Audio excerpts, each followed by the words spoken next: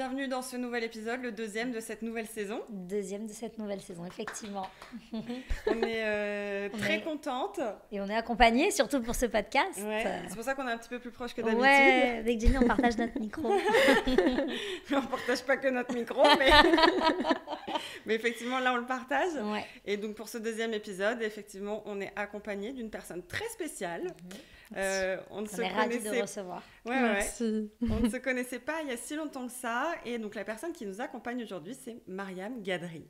Je prononce bien ton prénom et ton nom de famille. Très bien. Donc, Mariam, tu es coach, speaker en développement personnel. Comment est-ce que tu aimerais qu'on te définisse dans le travail ? Ouais, coach, je dirais coach, speaker, podcasteur aussi. J'ai mon podcast aussi. Donc, ouais, c'est ça. Dans le développement personnel, spiritualité, entrepreneuriat. Et alors ça, c'est dans le professionnel. Et dans le personnel, comment est-ce que tu aimerais qu'on te... Ah, c'est une bonne question. Mais vous savez quoi, les filles ? Mais déjà, merci de m'avoir invitée. Je suis trop contente de passer ce moment avec vous. D'être avec nous. Et je me posais cette question parce que la dernière fois, j'écoutais un podcast où justement, ils demandaient aux guests de se présenter sans parler de ce qu'ils font. Et je me suis posé la question... Professionnellement, tu veux dire ? Ouais, exactement. Et je me suis dit, mais qui je suis en dehors de ce que je fais ? Je dirais que je suis juste un humain qui cherche à trouver du sens un peu dans cette vie qui est bizarre et qui... On vient sur Terre, on ne sait pas trop pourquoi. On est, à mon avis, des êtres spirituels qui vivons une expérience humaine. Je suis taureau, comme vous le savez, les filles. J'aime la vie, j'aime les bonnes choses. J'aime les bonnes choses. Je suis accompagnée de deux taureaux.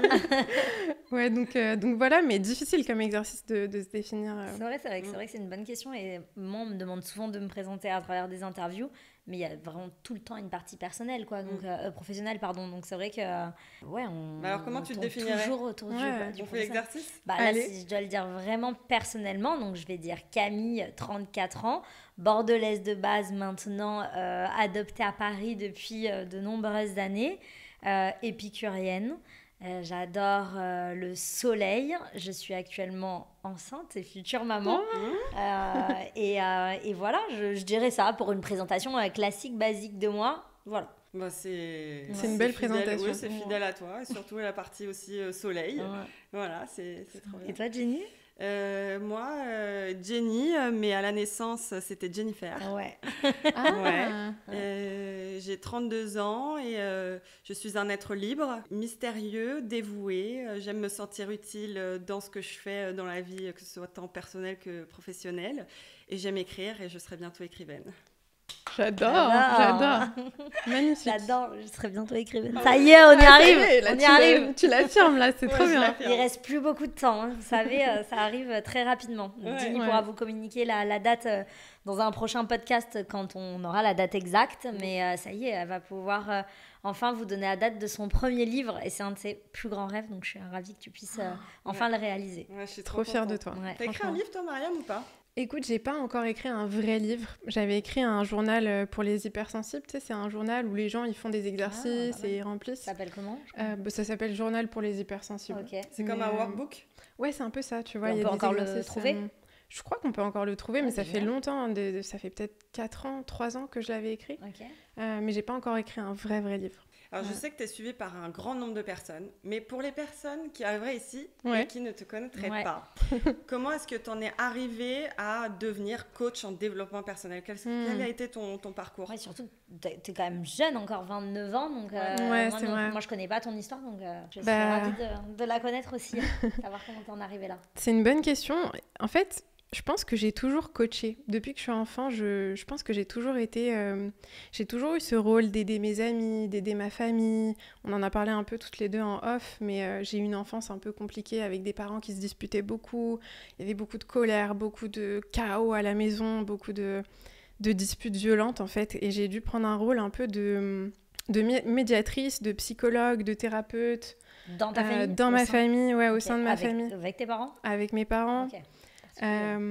Très particulier, et franchement je pense que très très rapidement en fait j'avais besoin de créer de l'ordre et de remettre un peu, d'aider les gens à se débloquer autour de moi parce que je voyais tellement de souffrance que je le faisais assez naturellement. Petit à petit en fait, au fur et à mesure du temps, je me suis rendu compte que c'était ma vocation parce que ça revenait tout le temps, j'étais tout le temps sollicitée par mes amis pour les aider dans leurs problèmes amoureux ou dans leur vie de manière générale. Et en fait à un moment donné je me suis dit mais t'arrêtes pas de quitter tes jobs quand tu travailles en tant que salarié quelque part, t'arrêtes pas de démissionner peut-être que t'es pas faite pour faire ça, peut-être que t'es faite pour faire autre chose.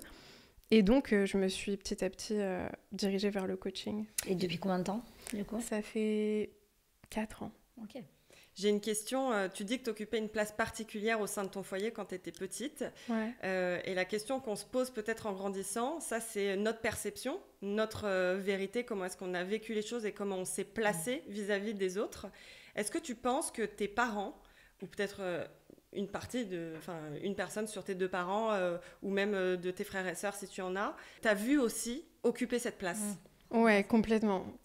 Ma petite sœur, je pense qu'elle a vu que je prenais un peu un rôle de 3e parent avec elle. Okay. J'étais un peu la mère de ma mère, mais aujourd'hui on en parle ouvertement avec ma mère. Elle a fait un gros travail thérapeutique, elle a beaucoup travaillé sur elle-même parce que elle avait pas mal d'instabilité émotionnelle, ma mère. Elle pouvait partir un peu en crise assez rapidement. Et bien sûr, elle a vécu des traumatismes très lourds, très profonds. Elle a eu une histoire très compliquée avec mon père aussi, qui n'a pas du tout aidé. Et je pense qu'ils l'ont vu. Je ne sais pas si mon père l'a vu, parce que j'en ai jamais vraiment parlé avec mon père. Mais ma mère et ma sœur, complètement. Mais après, c'était dur au début. Je pense quand moi-même, j'ai commencé à prendre conscience de ça, de me sentir assez en sécurité d'aller les voir et leur dire en fait, je suis un peu le parent, le leader de la famille. Là, il n'y a pas un souci. Ouais. Parce qu'il peut y avoir aussi une forme de rapport de force, d'ego, de se dire, tu vois, d'avoir l'impression que j'étais un peu écrasante à certains moments, mais c'était pas que j'étais écrasante, c'est juste que j'étais en survie et j'avais besoin de mettre de l'ordre dans le chaos, sauf que ça peut être vu comme une forme de... Tu vois, t'es dominante, t'es dans ton ego, t'essayes d'écraser les autres, alors que pas du tout. Mais aujourd'hui, on en parle un peu plus ouvertement. Quand tu sais que t'es au fond de toi un équilibre émotionnel pour ta famille, ça a été quoi pour toi ton équilibre émotionnel ? Oh waouh. Ça c'est une question qu'on m'a jamais posée. On m'a jamais posé cette question. Waouh, c'est une question incroyable. Waouh, ça m'étonne pas de toi, hein. C'est très fort. Très fort. Bah tu sais quoi, je pense que ça a été les livres. Mon équilibre émotionnel. Je pense que ça a été les livres. Aller à la bibliothèque. Mon premier livre, c'était un Harry Potter que mon oncle m'avait offert. Mon oncle était écrivain. Et c'était la première fois que j'ai réalisé que je pouvais un peu m'échapper de ma vie. Et dans un monde imaginaire ? Ouais, okay. Dans un monde imaginaire, tu vois. Et je me rappelle que même après l'école, j'allais à la bibliothèque, je lisais Harry Potter, Narnia, plein de livres comme ça. Et je pense que ça a été les livres qui m'ont un peu sauvée et qui m'ont... Tu vois, au tout début, c'était m'échapper dans des histoires fictives.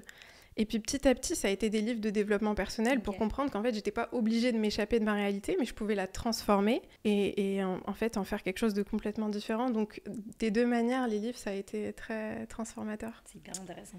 Excellent. J'ai plein de questions qui me viennent, peut-être un petit peu décousues et pas forcément en lien avec ce que tu dis.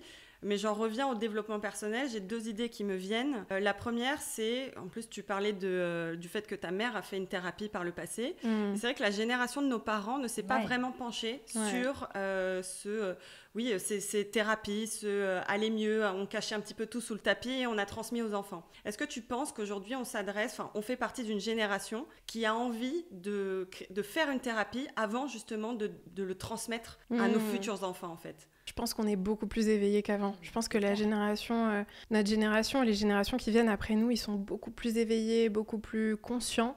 Et je pense qu'on fait beaucoup plus attention à ça, clairement, qu'avant. Nos parents, ils n'avaient pas les mêmes outils que nous, ils n'avaient pas les mêmes informations que nous. Je rebondis là-dessus parce que ma mère a fait aussi une très longue thérapie, mais elle l'a fait pour elle. Elle l'a pas fait pour moi, pour mes frères, pour le foyer. C'était pour elle, pour se libérer de choses, mais pas forcément pour pas les transmettre.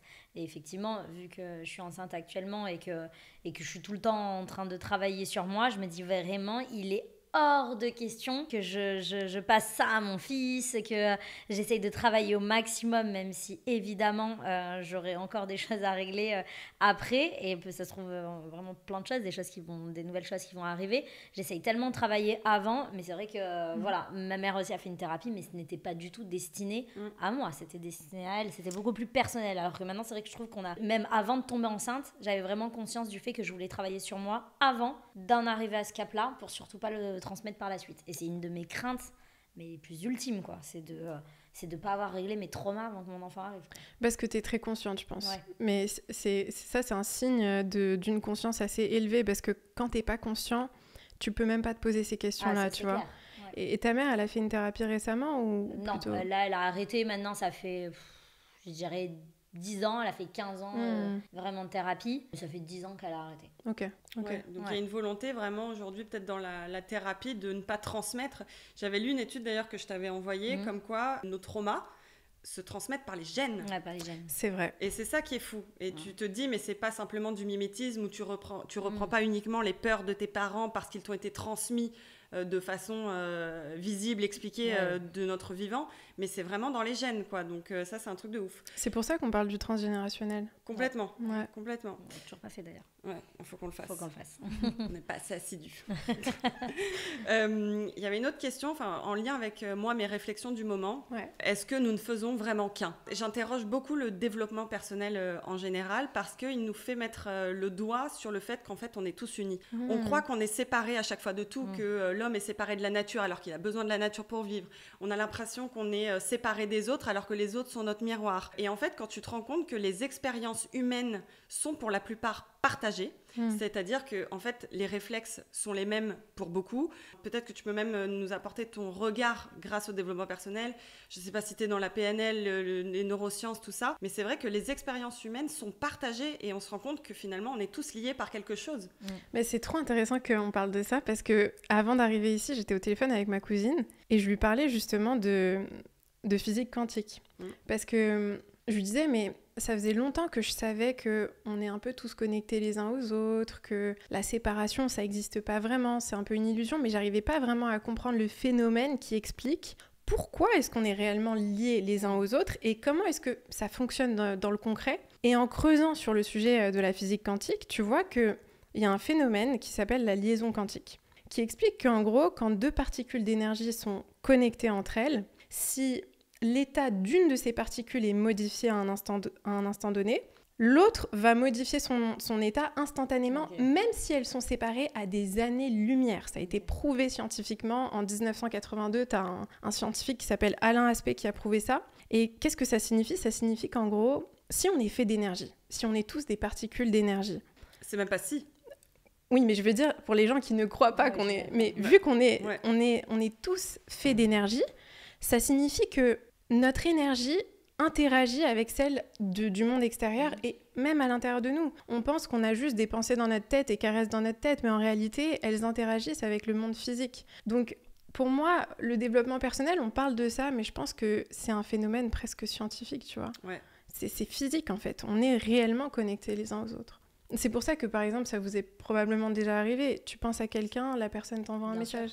Ou tu penses plus à ton ex et il t'écrit, par exemple. C'est clair.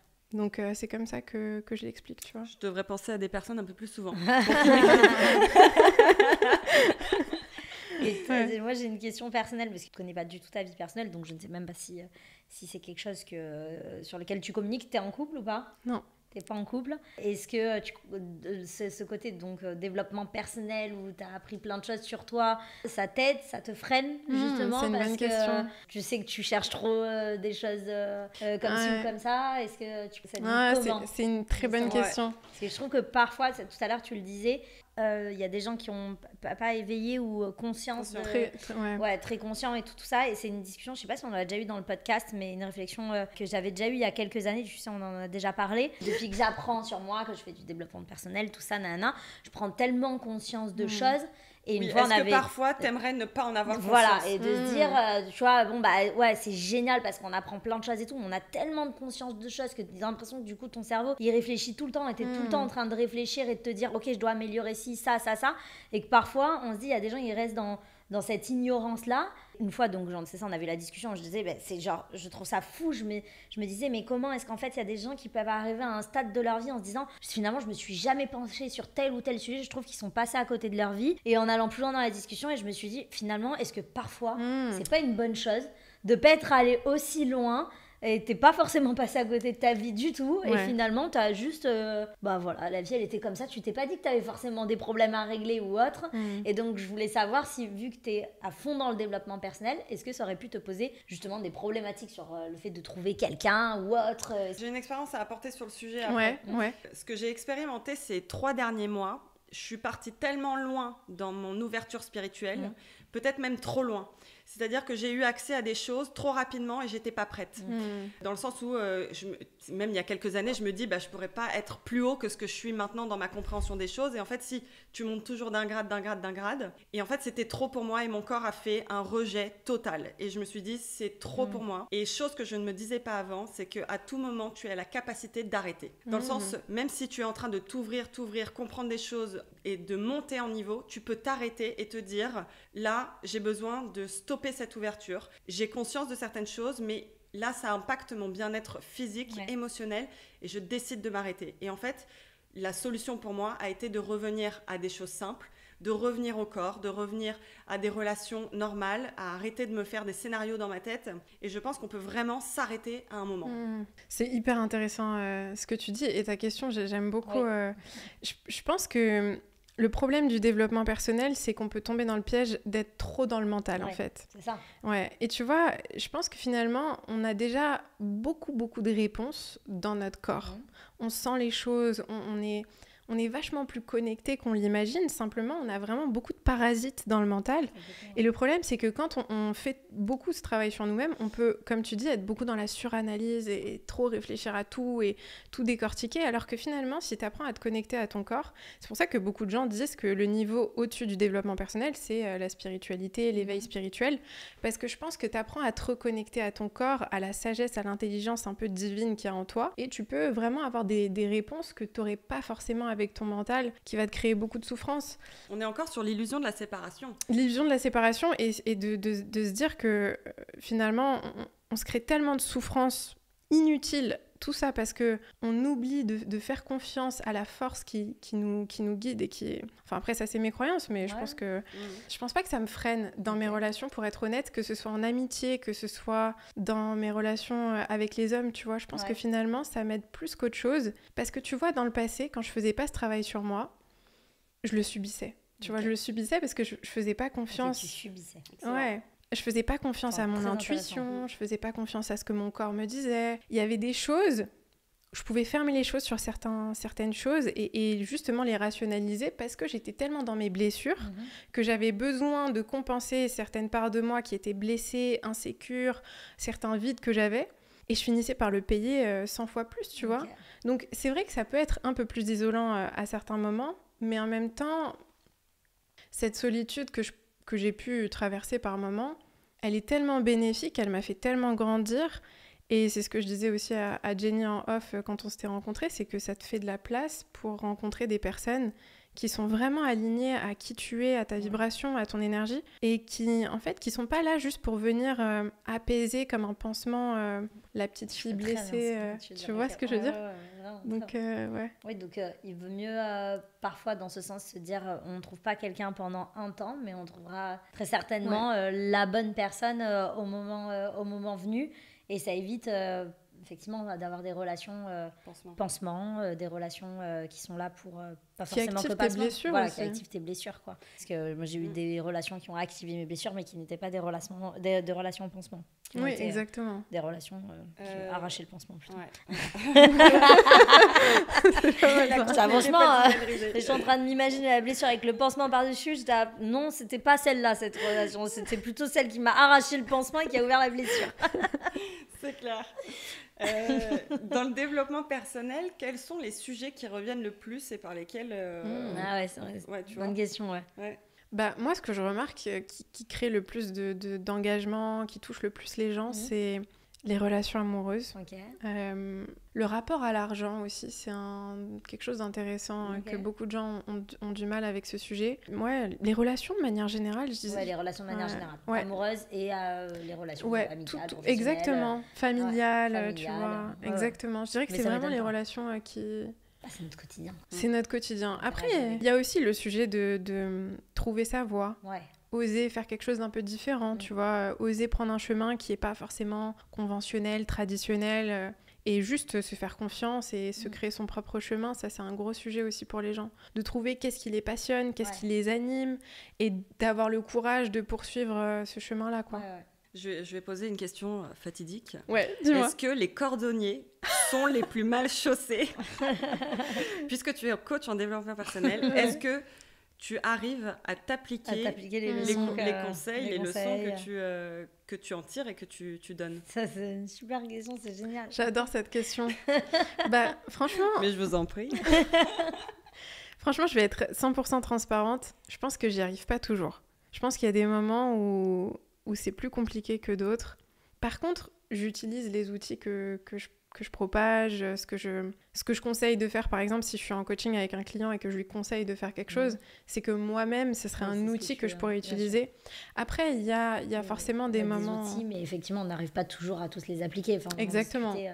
À plusieurs reprises dans des discussions, on a conscience des choses parfois, on le sait, mais par contre on reproduit les mêmes schémas parce que ça reste quand même plus fort que nous, donc exactement. c'est totalement compréhensible. C'est pas parce que tu en parles au quotidien et que tu es coach dans le développement personnel que parfois nous-mêmes on n'arrive pas à s'appliquer les propres conseils qu'on donne aux autres. Ouais, carrément, elle est intéressante cette lutte contre soi-même.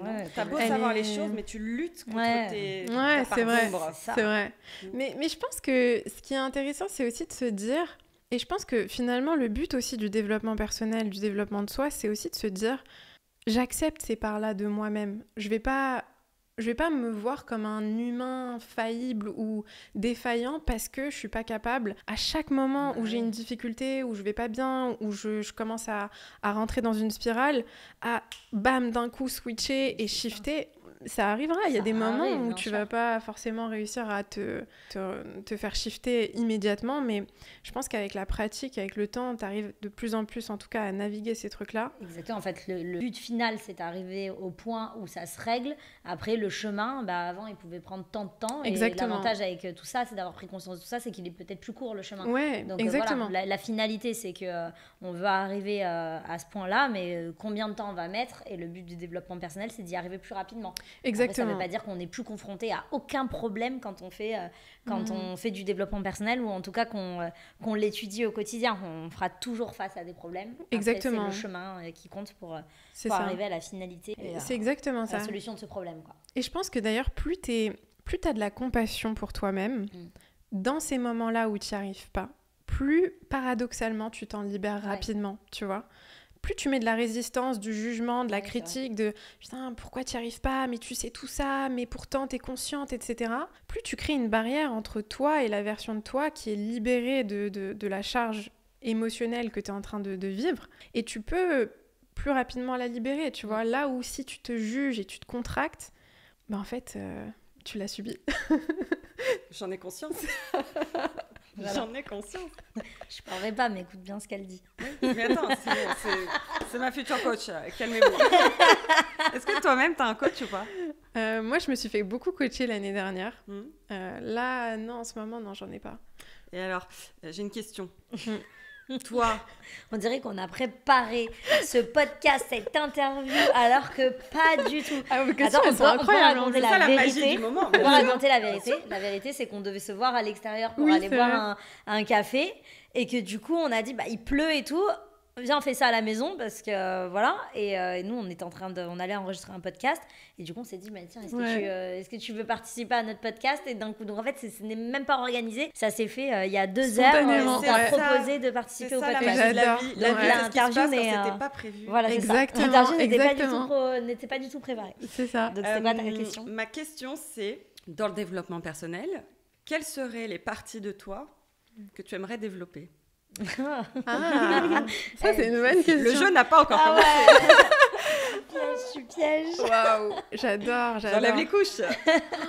J'aime trop cette question. Il y en a plein que j'aimerais développer. Je pense que tu les développes déjà un peu toutes, mais quelle est laquelle sur laquelle tu as le plus de travail encore? Alors, je vais vous dire ce qui me vient en tête. Mon rapport à mon image, mon rapport à l'argent, ma capacité à être vulnérable et à ouvrir mon cœur à un homme, je pense surtout avec les hommes. Je pense que j'ai encore un truc à aller débloquer là-dessus. Le lâcher prise. Enfin, après ça s'applique à vraiment tous les sujets, tu vois, mais ouais, je dirais c'est 3 sujets qui me viennent en tête. Mais le lâcher prise aussi dans mes relations. Tu sais, en ce moment, j'ai un sujet dans mes relations, un gros sujet même, et c'est marrant parce que tout est arrivé un peu en même temps cet été, et j'ai eu plein de situations avec des personnes autour de moi qui vivaient des difficultés dans leur couple. Okay. Et qui... J'ai l'impression que c'est un peu... on s'est aussi fait la réflexion entre nous, Et je le vois tourner sur les réseaux. Je vois des TikTok tourner où les gens le disent justement. J'ai l'impression que tous les gens autour de moi se séparent en ce moment. Donc j'ai l'impression que c'est un sujet un peu global. Il y a un orage en 2025. Oui, il y a la saison des éclipses. On est en 2025, année 9, donc la fin de beaucoup de choses. C'est ça. Cet été a été vachement dans les énergies centrées sur l'ego. Alors, c'est pas une mort de l'ego, c'est reconnaître l'ego là où il est, mais ne pas lui laisser prendre toute la place. Et c'est fou parce que l'ego intervient chacun pour des situations différentes. On place pas notre ego au même endroit selon les personnes. Donc, on est vachement trigger aussi sur où est-ce que l'ego est poussé à réagir plutôt que de laisser son cœur justement s'exprimer et d'aimer simplement en fait. Il y a pas mal de choses qu'on libère en ce moment. Ouais, exactement. Et tu vois, toutes ces situations autour de moi, j'ai vu qu'elles me déclenchaient beaucoup et je me suis posé la question, mais pourquoi ça te déclenche autant? Ça me déclenche parce que ça vient réveiller des choses que j'ai vues chez mes parents, des situations que j'ai vues dans ma famille et sur lesquelles j'ai beaucoup essayé de sauver mes parents de ces situations-là. Et j'arrivais pas à les sauver, j'arrivais pas à créer le résultat que moi je voulais créer, qui était finalement juste la paix, le respect, la tranquillité. Et du coup, ça venait réveiller la petite fille en moi qui essayait encore de sauver ses parents à travers d'autres personnes autour de moi qui vivaient des situations difficiles. Et donc, tu vois, pourquoi je parle de lâcher prise et de vulnérabilité aussi avec mon rapport avec les hommes, etc. C'est vraiment ce truc de arriver à accepter que les gens sont sur leur chemin, que je pourrais jamais sauver qui que ce soit, finalement. Et m'autoriser, moi, à ouvrir mon cœur en toute sécurité et à me dire que, même si j'étais face à quelque chose de peut-être similaire, j'aurais les outils et la sécurité en moi pour le traverser, pour m'en sortir, tu vois. Donc je pense que c'est ça qu'il faudrait que je travaille. Intéressant. Très intéressant. Ça me fait penser à un texte que j'ai écrit, que j'ai publié aujourd'hui. J'ai envie de lire ce passage. Il est où, Montel ? Carrément. Alors, l'article s'appelle « Au nom de la liberté ». Au nom de la liberté d'être soi dans un monde qui projettera toujours des attentes.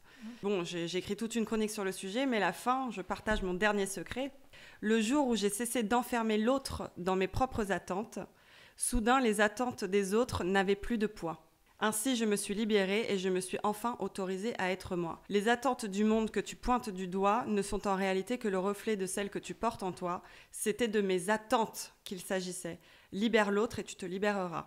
Et en fait, on se rend compte que la frustration et cette tension qu'il y a entre nous et les autres, c'est parce que nous-mêmes, on a des attentes.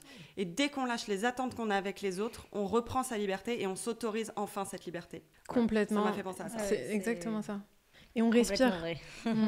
Non, mais on se rend compte que le problème vient des autres parce qu'ils ne t'autorisent pas à être libre, ils ne t'autorisent pas. Mais en fait, ce sont de tes attentes dont on parle. C'est tes attentes qui t'emprisonnent. Exactement. C'est pas le comportement des autres. C'est tellement vrai. Mais c'est tout un travail de réussir à se libérer de ces attentes-là. Mais je pense que ces attentes-là, on les a et c'est un mécanisme un peu de survie en fait. On a vécu différentes choses et c'est un peu comme si on s'était construit des protections qui allaient nous permettre de ne pas revivre ces choses-là et c'est une forme de besoin de contrôler. J'ai besoin que tu te comportes comme ça, j'ai besoin que ça se passe comme ça, j'ai besoin que tout se passe selon ma perception de comment ça doit se passer. Et quand ça se passe pas comme on pense que ça doit se passer, on souffre énormément, on en veut aux autres de pas rentrer dans ce moule-là. Sauf que, en fait, ce qui est paradoxal, c'est qu'on veut avoir du contrôle pour se sentir fort. Sauf que quand tu as besoin d'avoir du contrôle sur quelque chose, cette chose te contrôle.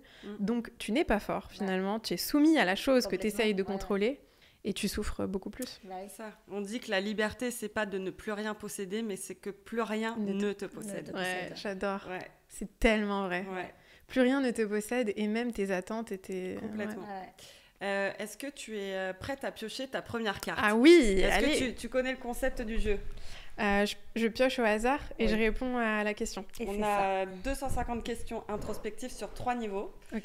Soft, medium et deep. Donc, tu as les cartes vertes, les cartes oranges et les cartes noires. Ok. Voilà. Le deep, c'est noir. C'est noir. Ok. Allez. Vas-y. Let's go. Quelle couleur ? Orange. Oh, wow. Sympa. C'est dur. I love it. Sympa. Je me rappelais pas de celle-ci, tu vois. Ouais, j'adore. On s'en rappelle pas toutes, mais non, celle-ci, mais vraiment, elle est... Ah ouais, pas mal. Donc, la question, c'est décris ton opposé en 3 mots. C'est très intéressant. C'est amazing. J'adore. Wow, j'adore. Mais j'adore. C'est vrai ? Ouais, j'adore cette question. Et après, répondez aussi, ça serait intéressant. C'est très intéressant. Waouh. Décris ton opposé en 3 mots. Donc, c'est-à-dire que tu dois prendre 3 particularités que tu as. On va prendre 3 particularités parce que 3 mots. Et donc, c'est ton contraire. Ok, j'en ai 2. Maintenant, il m'en manque un 3e. Commence par le premier, non? Je dirais lent. La lenteur. C'est quelque chose qui m'irrite beaucoup. Donc, ton opposé est lent, déjà. Non, ouais. Est-ce que c'est un trait du taureau? T'as entendu ce qu'elle a dit? Ouais. La lenteur m'irrite beaucoup. On a carrément fait un podcast à ce sujet par rapport au fait que la lenteur m'irrite. C'est vrai? Ouais, vraiment. C'est drôle. C'est ce qui m'irrite le plus. Vraiment, ça me... Il y a très peu de choses qui peuvent me mettre en colère, mais ça me... c'est bien. C'est bien, on va aller faire un café entre toutes les deux. Super. On parlera super vite, comme ça au moins genre, on est sûr que vous aimez les singes paresseux ou pas? Non, les singes, non. Vous connaissez pas les paresseux? C'est pas le truc. Vous avez pas vu Zootopia? Non. Ouais, ils parlent comme ça. Ah mais oui, je connais, je connais. C'est trop drôle, mais ça me rendrait fou. Le deuxième trait, je pense, ce serait insensible. Okay. Attends, on peut revenir 2 secondes à la lenteur. Oui. Ouais. Donc, ton opposé est lent. Ça fait de toi quelqu'un de rapide. Comment t'exprimes cette rapidité en toi? Je suis pas toujours rapide, mais je suis très active. Tu vois, j'ai vraiment besoin d'être active. Même pour des choses simples, tu vois, si je suis chez moi et qu'il y a des trucs qui traînent, etc., j'ai besoin de faire de l'ordre, tu vois, ou je sais pas, mais tu vois, je marche dans la rue, j'ai besoin de marcher assez rapidement, tu vois. En fait, même dans la rapidité d'exécution, après, j'ai pas toujours été comme ça, il y avait des moments où je procrastinais beaucoup, mais aujourd'hui, j'ai vraiment ce besoin de passer à l'action assez rapidement.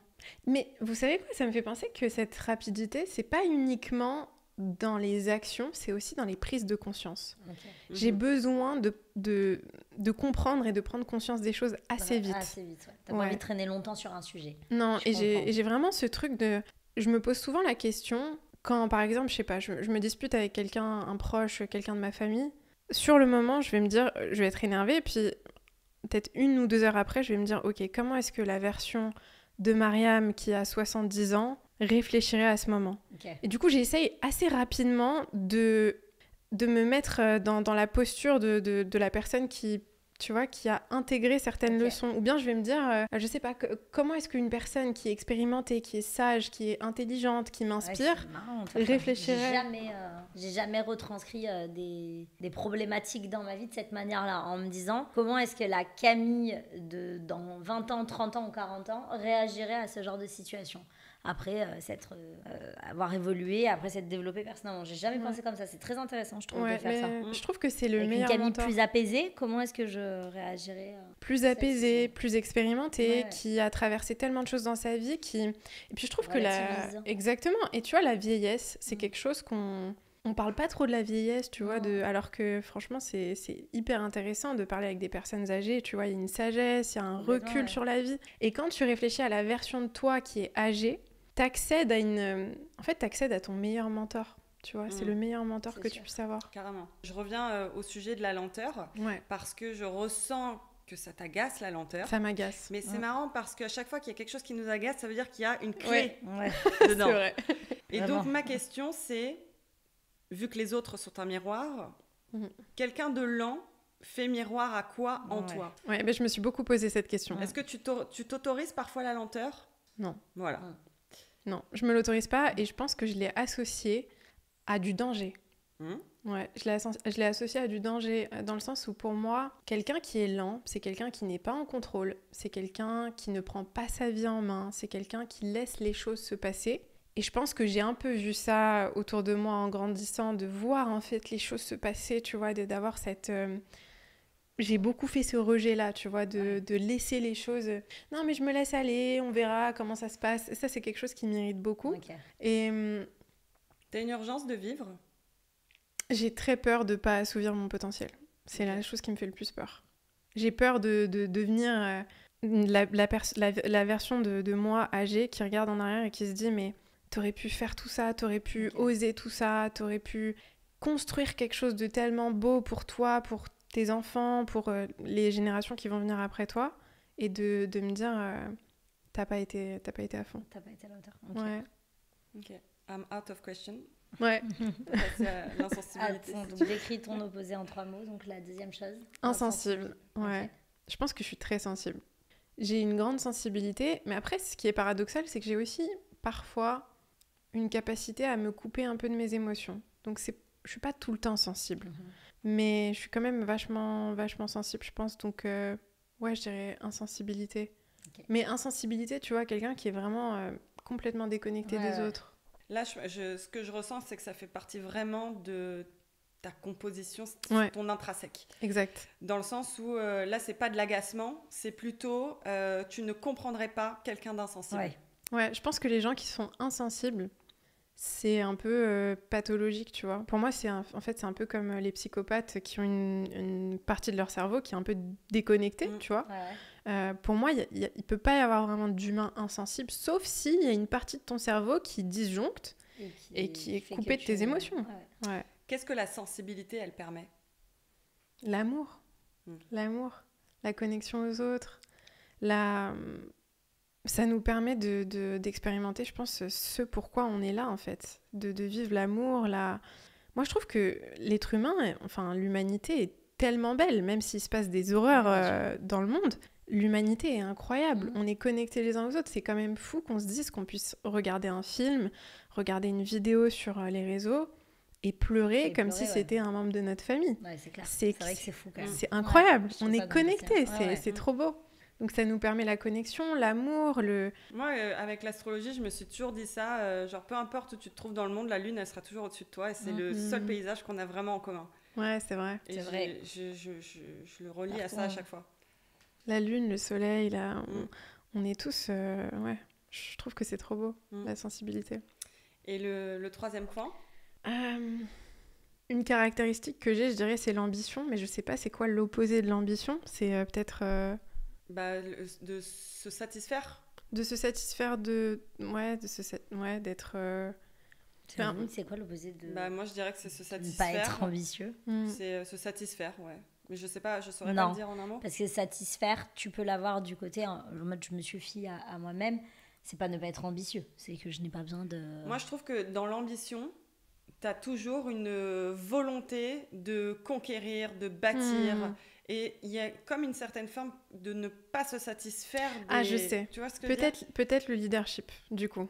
Peut-être qu'on pourrait plus parler de leadership, peut-être. Parce que l'ambition, j'ai du mal à avoir un opposé. Le leadership, dans le sens où, depuis que je suis petite, j'ai toujours eu ce truc de l'idée de faire le premier pas. Tu vois, même dans ma famille, je faisais souvent le premier pas, de proposer des choses, J'avais ce truc-là, cette caractéristique-là, où je pense que, du coup... Tu vas pas jouer après, tu as les mêmes mots. Bah oui. C'est trop, excuse-moi, genre, c'est pas possible. Mais donc, du coup, l'opposé du leadership, ce serait quoi ? Je pense que c'est pas la passivité. Moi, je pense que ça revient pas à la lenteur quand on dit passivité. Pas passivité, c'est plutôt peut-être même un esprit de pas soumission. Mais la soumission, c'est quelque chose qui me rend malade, je pense vraiment. Bon, alors peut-être que c'est un peu de ça, non ? Ouais, je pense. Oui. Je parle avec toi maintenant. Je m'imagine en fait un taureau soumis. Je me dis, franchement, les gars, c'est pas possible. Hein. À quel moment un taureau, à un moment donné, il est soumis ?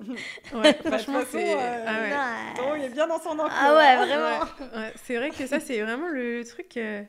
D'ailleurs, dans les situations dont je vous parlais cet été avec les situations amoureuses, il y avait beaucoup ce truc de soumission qui revenait et qui me déclenchait beaucoup. On est tous plus ou moins soumis à quelque chose. Ah oui, mais bien sûr. On a tous été plus ou moins soumis à quelqu'un aussi à un moment donné, mais c'est que ça nous met dans une position confortable ou inconfortable. On est soumis Non, dis-toi personnellement. Ah, personnellement, je croyais au global. Moi, je suis soumise à mon chien. En fait, j'ai toujours dit, parce que tu sais pourquoi je le considère comme mon fils. Et en fait, depuis c'est ton incapacité à l'éduquer. Non, mais c'est ça. En fait, je me suis rendu compte, à depuis que je vais être mère, que je regarde plus le comportement des enfants et tout. Je l'ai dit encore cette semaine, je sais pas si tu te souviens. On est soumis à nos enfants. Enfin, du coup, moi, pas encore. Mais quand je vois les parents avec leurs enfants, enfin, jusqu'à un certain âge où tu arrives à dire à ton enfant, est-ce que tu peux me faire ci, est-ce que tu peux me faire ça, tu peux débarrasser de la vaisselle, il le fait sans râler ou autre. Donc, il faut arriver à un certain âge. Enfin, pendant des années, ton enfant, il dit, je veux un gâteau, tu lui donnes un gâteau. Je veux un verre d'eau, j'ai soif. Non, il dit juste j'ai soif. Tu te lèves, tu vas lui chercher, tu lui donnes à boire parce que t'es soumis à ton enfant. Ouais, donc, vu que je n'ai pas encore d'enfant, je vais être soumise bientôt à mon enfant. Pour l'instant, je suis soumise à mon chien parce que quand il a envie de faire pipi, je suis soumise, je le sens. Tu vois ce que je veux dire? Non, mais je suis désolée, mais c'est parce qu'en fait, je suis tellement dans la matrix de par rapport à l'enfant, je peux en trouver d'autres. Non, c'est drôle. C'est très valable ce que tu dis. Ouais, j'ai dit le chien, mais... Rapport à l'épisode 9, non, je rigole. J'ai dit le chien, mais c'est les enfants, quoi. Genre, voilà, futurs enfants. Non, mais c'est très cohérent. En tant que parents, on est soumis à nos enfants, mais je trouve. Complètement. Ouais, voilà. Bien sûr. Et toi? Moi, je pense, franchement, quand on est sur les réseaux, je pense qu'il y a beaucoup une forme de soumission à l'algorithme des réseaux sociaux. Trop fort. Ça, c'est vraiment tu vois, tu te dis, ouais, je suis indépendante, trop bien, j'ai mon business, etc. Et en fait, en réalité, à un moment donné, tu réalises que, bah, non, t'es pas si indépendante que ça, parce que si l'algorithme décide du jour au lendemain je sais pas, moi mon compte il a été supprimé, suspendu 2 fois, tu vois, j'ai dû trouver un moyen de le récupérer et tout, et en fait tu te rends compte que finalement l'algorithme ça joue beaucoup, et tu vois, moi j'ai toujours ce truc de me dire j'adore produire, j'adore créer, mais d'un côté, je me laisse pas trop la liberté de me dire pendant quelques semaines, je vais rien faire. Je vais rien créer du tout. C'est pas possible. Non, parce que t'es un peu dans cette tu vois, cette course de non, l'algorithme, il faut qu'il sache que je suis encore là, il faut que je continue à poster, parce que sinon ils me mettent de côté. Et c'est clair. Je suis complètement d'accord avec cette réponse. Extrêmement intéressant. Ouais. Et je pense que franchement, c'est un sujet clé d'épisode. Hein, parce que la soumission à la performance, ça t'empêche de voir clair en toi. On parle de développement personnel, on parle d'intuition, on parle de s'écouter. Mais on ne s'écoute plus parce qu'on est dans une course où on se dit, mais en fait, si je m'arrête, si je suis dans la lenteur, si je prends le temps, mais la vie va se passer sans moi. Complètement. La peur de rater quelque chose. C'est un truc de ouf. C'est ça. T'es soumise à quoi? Je me pose la question. Je pense que je suis soumise à mes démons intérieurs. Ah oui. Voilà. Je pense que c'est... La bonne réponse. Je pense que c'est la bonne réponse. En fait, je cherchais, je me disais, qu'est-ce qu'elle va répondre? Non, mais en vrai, je suis soumise à rien ni personne dans la vie. Mais mes démons, je suis ni soumise à mon futur, ni soumise à mon passé. Je suis soumise à moi, dans mon darkness. Ça me fout au sol, ça me met 2 pieds à genoux. Ouais. Ça veut absolument rien dire. 2 genoux à terre. 2 genoux à terre. 2 pieds à genoux. C'est le démon qui a parlé, désolé. Ouais, mais c'est intéressant comme réponse aussi. Ouais. Mais finalement, est-ce qu'on ne l'est pas un peu tous d'une certaine manière? Tu vois, nos parts d'ombre, elles peuvent vachement nous soumettre si on n'apprend pas à les maîtriser. Complètement. Moi, je sais qu'elles ont une prédominance dans ma vie. J'essaye plus de légèreté. J'essaye de me dire que je suis une bonne personne, que ci, que ça. Mais en plus, c'est là où je dis que je suis allée trop loin. On l'a dit en début d'épisode. Quand je suis partie dans les vies antérieures, quand tout ça, j'ai ressenti des choses... Non, mais même pas. J'ai rencontré des personnes dans ma vie, dans le milieu de la spiritualité, ça c'est aussi un autre épisode, qui m'ont donné des informations, pour ça qu'il faut faire très attention, comme quoi j'étais une mauvaise personne dans une ancienne vie, comme quoi si, etc. D'où les limites de faire toutes ces expériences, exactement. Et en fait, je me suis dit, mais je suis en train de payer le prix, je suis une mauvaise personne dans cette vie, je dois absolument... me rattraper surtout, devenir parfaite, faire le bien, etc., en oubliant d'être humaine. Et on en discutait cette semaine, j'ai eu un ras-le-bol de me dire, mais qui je suis, mais en fait, là, j'ai simplement besoin d'être humaine, ni plus ni moins. Et donc, quand je me ramène à cette humanité et au fait que, écoutez, on a tous nos merdes, on est tous... soumis à beaucoup de choses et on essaye tous de dealer et de faire comme on peut chaque jour. Là, aujourd'hui, j'ai besoin d'être humaine. Je ne cherche pas à être moi. Je cherche juste à me retrouver dans mon humanité. Point. Ouais. Donc, voilà. Et c'est libérateur, ça. De s'autoriser à être humain, en fait. De s'autoriser à être imparfait. De s'autoriser... se donner cette permission et de ne pas se dire... Parfois, j'ai même plus envie de me dire, je m'appelle Jenny, j'ai ci, j'ai fait ça. Parfois, j'ai juste envie de me dire, mais je suis là. Je suis cette personne. Voilà. Mon cœur, il bat. Et parfois, c'est suffisant, en fait. Mais c'est trop vrai. Moi, franchement, c'est la question qui m'a toujours... Vraiment, depuis peut-être que j'ai la vingtaine, c'est la question qui m'a toujours créé beaucoup de tensions. C'est ouais, tu fais quoi dans la vie? En fait, je trouve qu'on nous apprend trop à nous définir par ce qu'on fait, et ça crée vraiment ce truc de... On se met tous des étiquettes les uns sur les autres. Complètement. C'est quoi ta valeur sociale? C'est quoi ton truc à toi? Comment est-ce que tu vas être perçu par les autres, etc. Et en fait, on s'emprisonne là-dedans et ça nous limite tellement, ça nous rend tellement malheureux, alors que si juste on se donne la permission d'être, mais après bon, c'est compliqué socialement, si tu vois, tu rencontres des gens, tu leur dis bah moi je suis juste là, voilà, c'est tu vois, de ouf, c'est compliqué. Très intéressant, super intéressant, vraiment. Donc, On va pas répondre à la question, c'est un peu long, ou je réponds rapidement. Bah, si tu veux, t'en fais 3 mots. Ouais, 3 mots rapides. Ouais. Bon, moi, vraiment, je vais commencer par celui-ci parce que tu l'as dit tout à l'heure et je suis vraiment entièrement d'accord. Et je suis entièrement d'accord. Donc, décris ton opposé en 3 mots. Donc, je dirais qu'il est lent, effectivement. Vraiment, parce que je supporte pas la lenteur et je ne suis absolument pas lente. Je dirais qu'il n'a pas confiance en lui. Parce que j'ai confiance en moi. Voilà. Et je dirais qu'il est menteur. Ah, intéressant ça. J'adore. Ouais, j'aime beaucoup. Ouais, c'est bien comme... Voilà. Sympa, j'adore. Ah ouais, j'aime beaucoup ça. En rapide, ce serait ça. Ouais. Mais c'est vrai que lenteur, celui-ci, je suis obligée de te le prendre. Je n'ai pas trouvé de troisième. Enfin, je pourrais en trouver d'autres, mais celui-ci, il est important. C'est super. Il est dans mon top 3. Ouais. Moi, mes opposés, alors je dirais ordinaire. Ordinaire. Puisque je suis extraordinaire. Ouais. J'adore. Je me disais, depuis que je suis petite, je me dis, il y a quand même une part de magie en moi. Ouais. Et donc, j'ai un petit côté extraordinaire. À ma façon, à moi, dans mon corps, ça m'appartient. Je m'en fous que ce soit dans le monde, c'est moi et moi. Ouais. Ensuite, je dirais... je me suis toujours qualifiée d'égoïste, mais je vais le mettre en opposé cette fois.